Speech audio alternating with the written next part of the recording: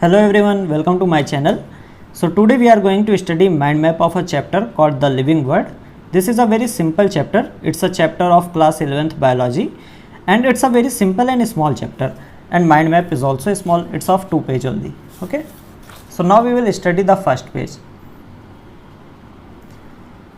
Now when you see NCERT, the first thing that NCERT tells you about in this chapter is what is difference between a living thing and a non-living thing. And NCERT tells you about characters of living like growth, reproduction, metabolism. These are characters of living. So we will understand these characters one by one. The first character is growth. Increase in mass and increase in number is called growth. So if something's mass is increasing, we can say that it is growing. If something's number is increasing, we can also say that it is growing. Now these together are known as twin characteristic of growth. So basically these are two characters of growth, increasing mass or increase in number. Plants grow whole life. So when they are small and when they are like large and about to die, from start of their life to the end of their life, they always grow. Plants always grow. However, animals grow up to a certain age. For example, if you talk about human beings, we grow up to about 20 years of age. Okay, so all animals grow up to a certain age. However, plants grow their whole life. Now one thing also I want you to understand, that growth is increase in mass. For example, this is a pile of garbage. Okay, so see, this is a garbage. This is garbage, and today the weight of this garbage was 100 kg. Not tomorrow morning many people came and throw a lot of more garbage here. They throw a lot of more garbage. Now tomorrow morning when I weighted this garbage, it became 120 kg. Now since mass increased, we will say that garbage is growing. So non-living things can also show growth if we take increase in mass as a criteria for growth. The garbage is non-living and it's also growing just because we are taking that growth is increase in mass. So this is one thing you must remember, that apart from living thing, non-living things also can show growth according to our definition. Okay. Now second thing is increase in number is also growth. Let's say this is an amoeba, and you say you have like heard about binary fission, na? What is binary fission? It's a way of reproduction. Amoeba basically divides into two, one this and one this. So these are called as daughter amoeba. So since the number of amoeba increases, we can say that this is also growth. So here amoeba is growing just because its number increases. So growth is increase in number or increase in mass, and these two things you have to remember because these are important. Okay. Now second character is reproduction. See, in unicellular organism, reproduction is synonymous to growth. What it means? Reproduction and growth are almost same thing, and we will prove that by using this example. See, binary fission is a way of reproduction. Okay. So basically amoeba is reproducing here. Amoeba is dividing into two, and this is where amoeba reproduces, and we can also say that this is also growth. So here two things are happening. Growth is also happening and reproduction is also happening. Two things are happening, and that's why we say that for unicellular organism, for single celled organism, growth and reproduction are synonymous, or you can say equal things. Okay, growth and reproduction are same things. Sorry. So sometime I switch from English to Hindi. Okay, so growth and reproduction are simple same things, but only for single celled organism. This is not true for multicellular organism, only single celled organism. Okay. So first thing you understand, in unicellular organism reproduction is synonymous to growth. Second thing, many organisms don't reproduce, like mules, worker bees, infertile human couple. However, they are living. Okay. So this is two things, growth and reproduction. Now we are going to third character, which is metabolism. What is metabolism? Sum total of all chemical reaction in our body. So if you take example of our body, in our body at every time there are thousands of reaction that is happening. Now if these thousands of reaction, we say that this is basically metabolism. Okay, sum total of all these chemical reaction is metabolism. Now metabolism is a defining feature. What is defining feature? Let's say this is an organism called A, this is an organism called B. This is A and this is B. We see that A have metabolism, so we can say this is 100% living, and we see that B does not have metabolism, so we can say that it is 100% non-living. This is called defining feature. So what is defining feature? Which tells us that which surely tells us 100% tells us that something is living or non-living. That feature we will call as defining feature. See, growth and reproduction didn't tell about 100% that something is living or non-living, because you say that growth can also happen in non-living things, and without reproduction living things happen. Living things can also exist without reproduction. Okay, so growth and reproduction are not defining feature. However, metabolism is a defining feature. So if we see in an organism that metabolism is happening, we can say that this organism is 100% living. Second is cellular organization. What is cellular organization? Something made up of cell. So whatever thing is living, if something is living, it must be made up of cell. For example, an amoeba, for example, as humans, everything which is living must be made up of cells. This is cellular organization, and it is also defining feature. So if anything does not have a cell, we will say that that thing is non-living. For example, a virus does not have a cell, that's why we define it as non-living. Now last is consciousness. What is consciousness? Being aware of our surrounding. That is, we are aware of our surrounding. We are aware that it is 42 degrees Celsius temperature today, it's very hot. This is called awareness. So being aware of surrounding is called consciousness, and it is also a defining feature of living things. So out of five features that we studied about living, these three are defining feature and these two are not defining. Okay, now coming to a scientist which is very important for this chapter, Ernst Mayr. Ernst Mayr is known as Darwin of 20th century, and he was given triple crown of biology. What is triple crown? Basically it's a combination of three prizes. First is Balzan prize, second is International Prize of Biology, and third is Crafoord prize. So if someone gets all three prizes, we can say that he has triple crown of biology. So Ernst Mayr is a very known scientist in biology, and he is compared to Darwin of 20th century, and he got triple crown of biology. So this is, you have to remember.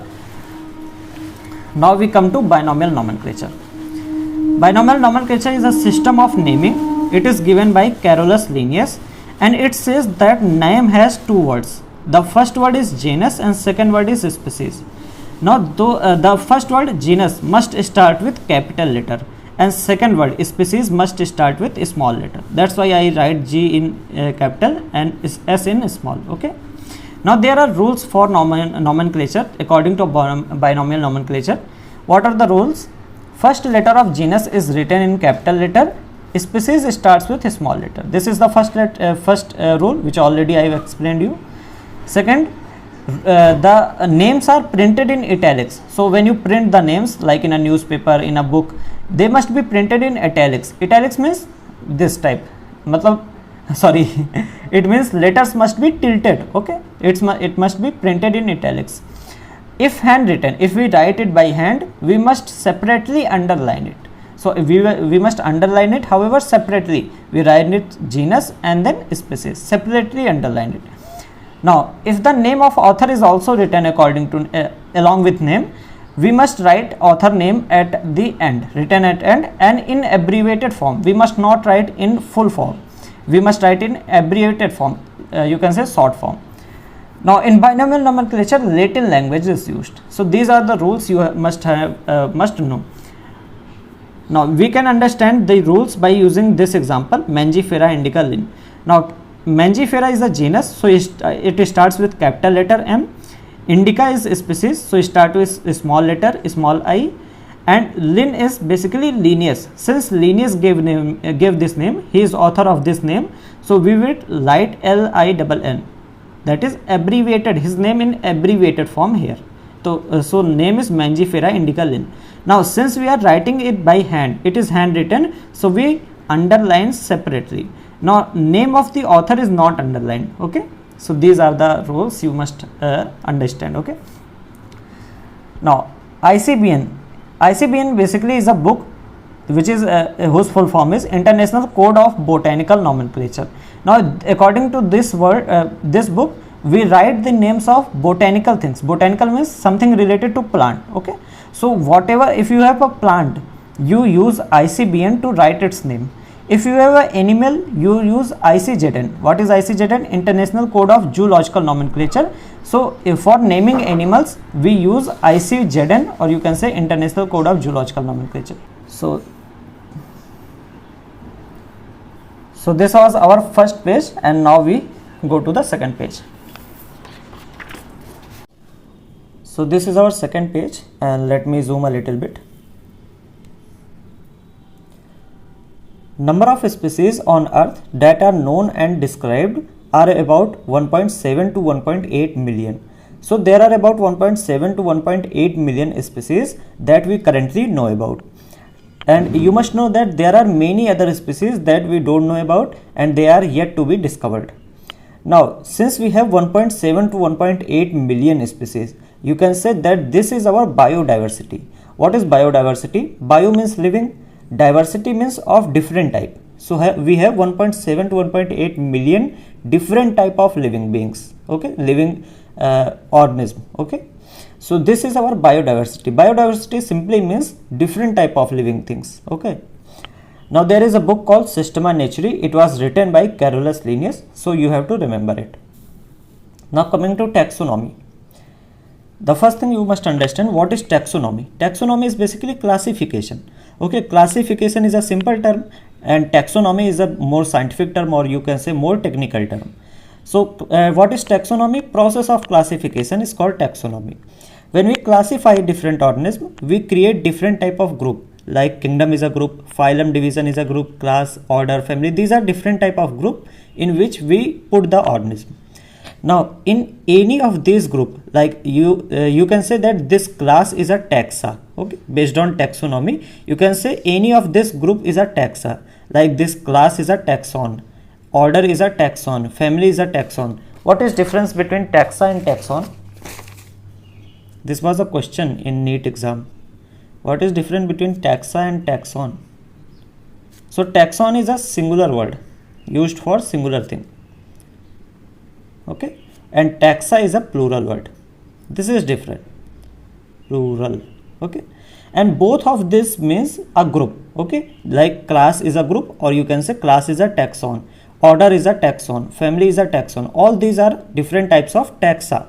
So taxa is a plural, taxon is a singular. Okay, now when you arrange these groups according to definite sequence, you can say that this is taxonomic hierarchy. So this is a taxonomic hierarchy. It's kingdom, phylum and division on the same level. Okay, phylum and division are on the same level. Phylum term is used for animal, division term is used for plants. Then we have class, order, family, genus, species. To learn it, you can remember sentence: keep pot clean or family gets sick. So this is a sentence you can learn to learn this. Okay, so this is taxonomic hierarchy. Now in kingdom there are different type of organism. For example, in kingdom there are different type of plant, animals. Okay, and there is species. In species, you can say the organisms are very much closely related to each other. For example, so this is a mango. This is species A of mango, and then this is also mango, and this is B species of mango. Now since these are species of mango, so they must be very closely related to each other. They must be similar in shape, size, color, etc. So in species the common characters are very high. However, if you see two things of kingdom, you will see that common characters of two different organisms of a kingdom are very different. For example, you have cat and you have humans. Both of them are in animal kingdom. Animal kingdom. So cat and human both are in animal kingdom. However, you can see that cat and human are very much different from each other. So in kingdom there is the characters are very less common. However, in species the common characters are very much. So we can say that when you go from kingdom to species, common character increases. So you have to remember that as we go from kingdom to species, common character always increases. The last thing, species. Species is basic unit of classification, or sometimes it's written as smallest unit of classification. You must learn it. Okay.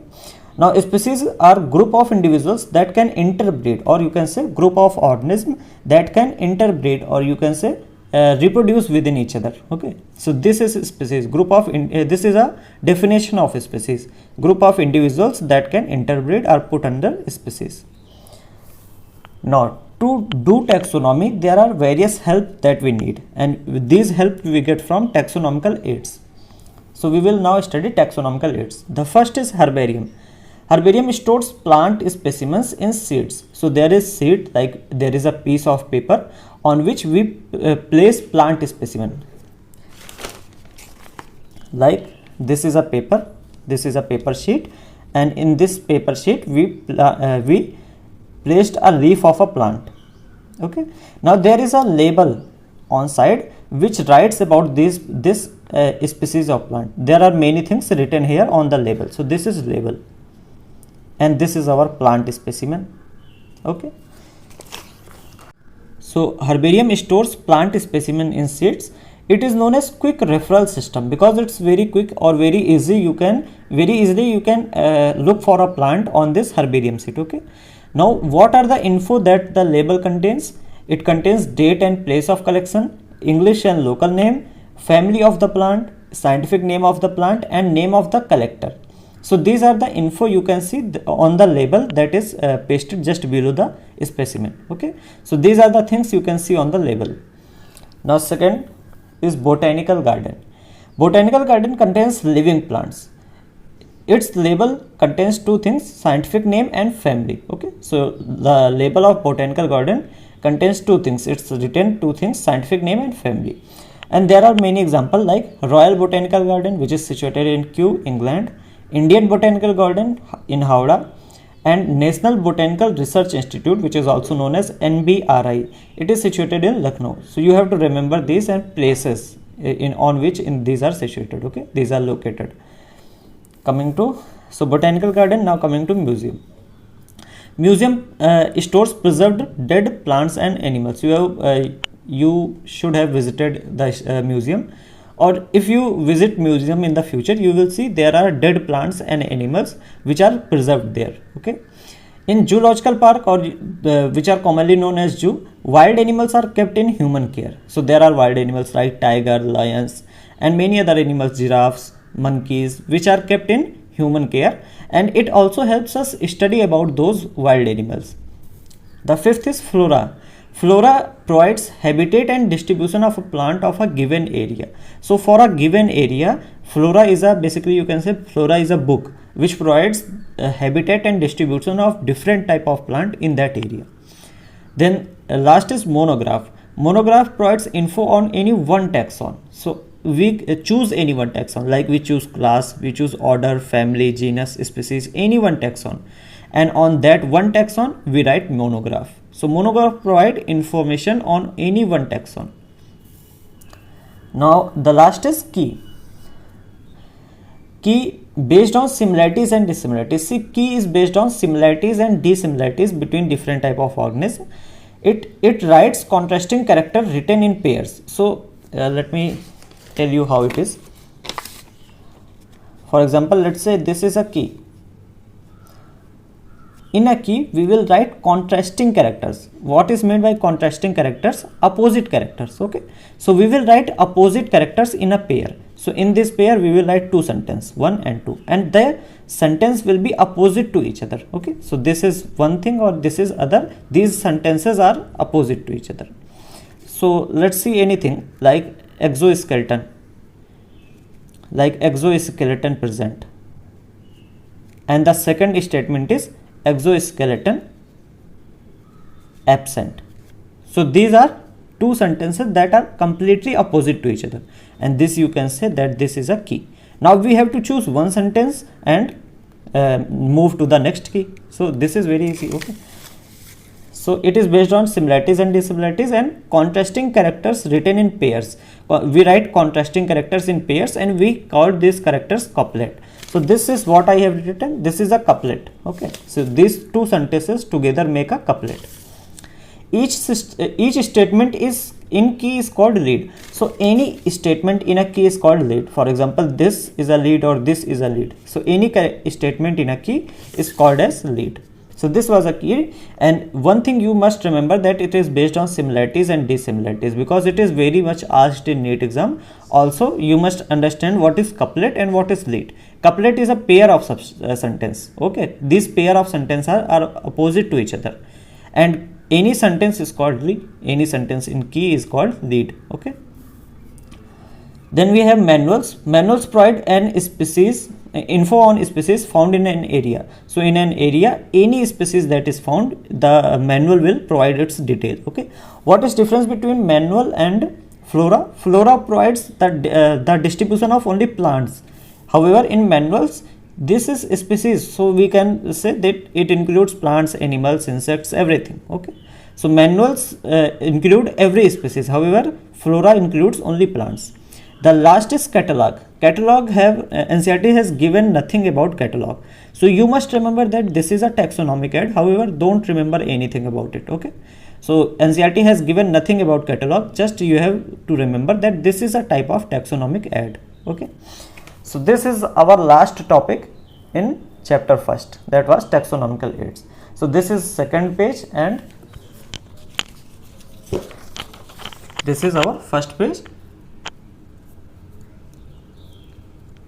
So the mind map of this chapter is complete, and if you like the video, you hit that subscribe button and share it, and please comment about how I can improve the video. Okay, so your comment will be valuable.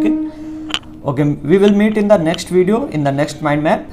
Till then, bye. And the PDF of this mind map will be given in the description. The link will be in the description of the video. You can click and download it. Okay, so bye.